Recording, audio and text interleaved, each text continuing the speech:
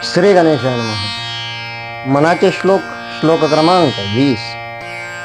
बहुघिम पुटे होई जे माय पोटी, नको रे मना यातना तेची मोठी. निरोधे पचे कोंडले गर्भवासी, अधोमुख रे दुःख त्या बाळकासी. जय जय रघुवीर समर्थ. आता आपल्याला जीवनाची वास्तविकता कळावी याकरता समर्थांनी दिलेलं सगळ्यात मोठं उदाहरण म्हणजे हे आहे की जीव जेव्हा जन्माला यायची जी गर्भावस्था असते, त्या गर्भावस्थेत तो कशा प्रकारे असतो याचं सुंदर उदाहरण, याची शिकवण समर्थांनी आपल्याला दिलेली की आईच्या पोटामध्ये असताना जीव अत्यंत कष्ट भोगतो, खूप यातना होतात त्याला. तो 9 महिने तिथंच असतो. हे सगळं मल मूत्र वगैरे हे सगळं त्याच्या नाका तोंडात कानात जातात. त्या मोठ्या यातना भोगताना आईच्या गर्भात तो कसा असतो, खाली डोकं असतं आणि वरती पाय असतं आणि या सर्व बाजूच्या कोंडमाऱ्यामुळे काय होऊन जातं, त्याचा जीव अडकून बसतो.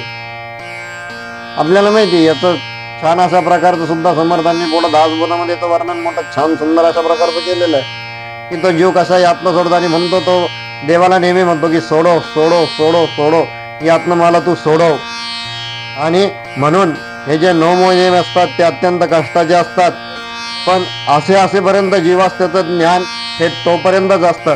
पण जेव्हा एकदा का त्याचा जन्म होतो, त्या जीवाचा जेव्हा त्याचा जन्म होतो तो तेव्हा त्या भगवंताला म्हणत असतो की सोडो मला, मी तुझं नामस्मरण करेल. पण एकदा जन्म झाल्यावर तो सगळं ते विसरून जातो आणि त्याची जाणीव मात्र समर्थ आपल्याला इथे करून देतात की 9 महिने गर्भावासामध्ये राहून तुझे दुःख भोगलेले आहेस.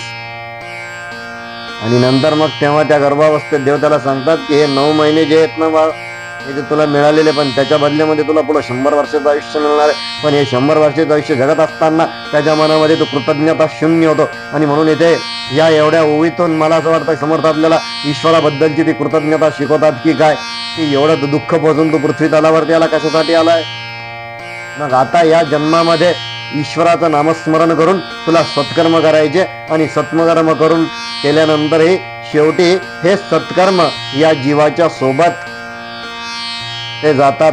बाकी सगळं इथं राहतं, संपत्ती पैसा अडका घर दार जमीन जुमला सगळं इथं राहतं, तरी तो जीव आयुष्यभर माझं माझं माझं माझं. आणि पुढे समर्थांनी खूप छान सांगितलेले, आपल्याला माहिती मूर्खांची लक्षणामध्ये मोठे छान समर्थ आपल्याला तिथं सांगतात. असो, आजचा आपला विषय हा फक्त मनाचे श्लोक असल्या कारणाने अत्यंत गांभीर्यानं समर्थ आपल्याला आपल्या जीवनाची जाणीव करून देतात. सदकृतीने जेवढं समजला तेवढा मांडण्याचा प्रयत्न केला. जय जय रघुवीर समर्थ.